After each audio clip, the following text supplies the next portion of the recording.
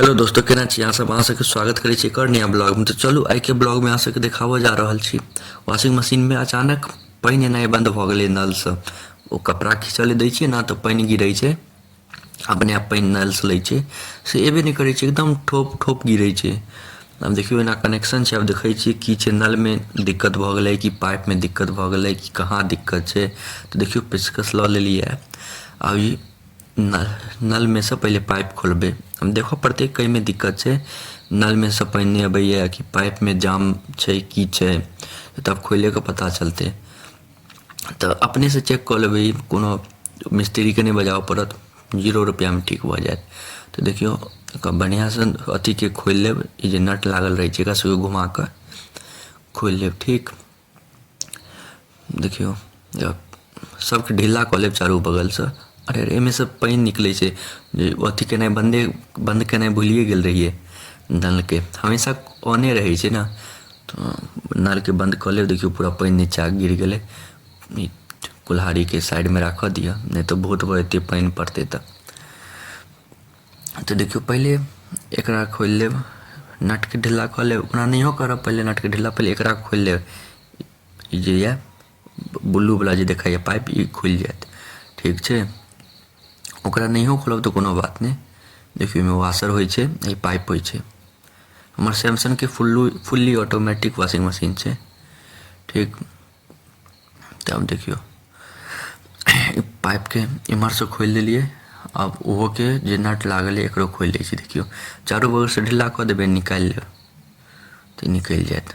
देखियो एहने होइ छै। अहाँ सबके पास केहन ये से बतायब।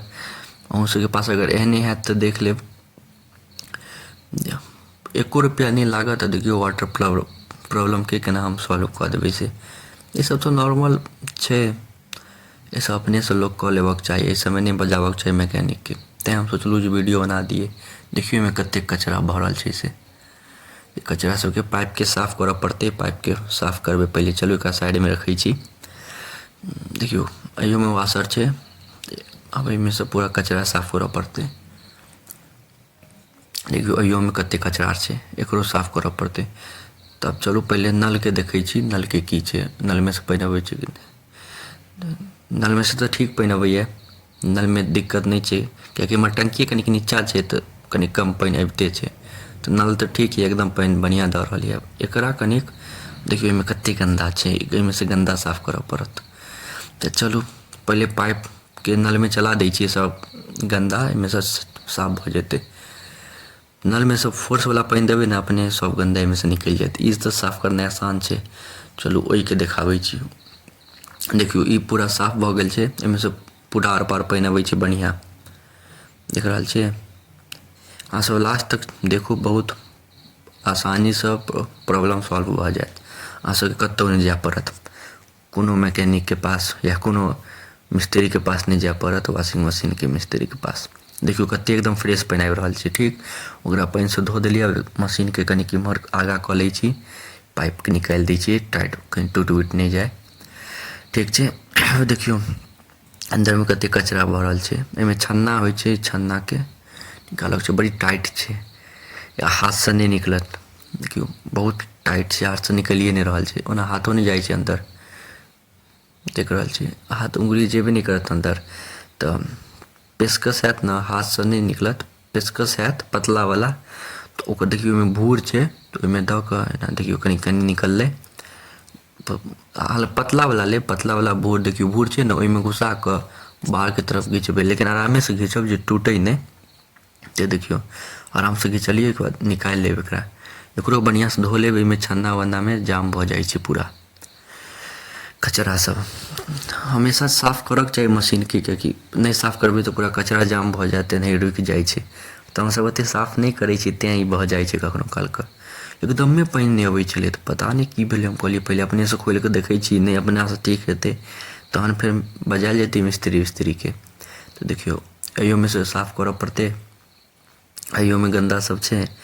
एहि छन्ना के अब एहिमे सब साफ कऽ देलिए, ओहिमे एकरा लगा दै छियै। ठीक, नहीं अंदर हाथे से लागि जायत। ओहिके बाद अब एहिमे पाइपो सेट कऽ दै छियै। रुकि जाउ, पाइप के धो लेने छियै, साफ कऽ लेने छियै। अब पाइप के पहले में लगाबऽ दिअ। देख लेब इम्हरसँ नहि ओहि पारसँ लागत जे एम्हरसँ वाशर सेट हैत। अहाँ सब बतायब, अहाँ सब कमेंट कऽ के जरूर बतायब अहाँ सबके पास कोन यऽ, कोन कंपनीके वाशिंग मशीन यऽ। हमरा पास तऽ सैमसंगके छै, सैमसंगके फुल्ली ऑटोमेटिक, एहिमे सब चीज अपने लै छै, खिंचाओ जायत, पकड़ाओ जायत, सुखाओ जायत। तकरा देखियौ नट जकाँ घुमा कऽ ठीकसँ टाइट कऽ लेब जे उल्टा पुल्टा कनिक नहि लागे, कखनो कालके टेढ़ टूढ़ लागि जाइ छै।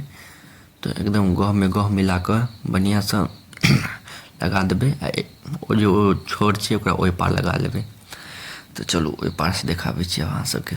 देखियौ पहिले एकरा लगा लेब, एकरा कनिक ठीकसँ लगायब, ई लगाबऽमे बड़ी मुश्किल होइ छै। हमरा तऽ आखिरकार बड्ड मुश्किल होइए, अहाँ सबके नहि पता, लेकिन हमरा तऽ बड़ी मुश्किल होइ छै। एकरा चारू बगलसँ एक रङ्ग टाइट करऽ पड़ै छै नटके, आ एकरा वाशरके एहिमे लगा कऽ फेर ओहिमे टाइट कऽ देबै।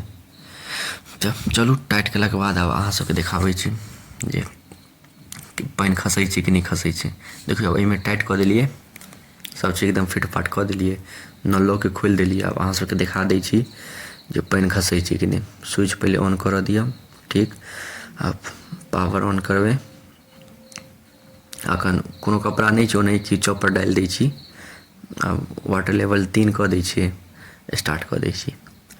तऽ देखियौ आब पानि खसतै, एखन कनि गन्दा पानि खसतै। देखियौ आब हमर टंकी कनिक नीचाँ छै तऽ कनिक देरे पानि अबै छै, लेकिन पहिले तऽ एतबो नहि अबै छलै, आब एतबो तऽ अबै छै पानि।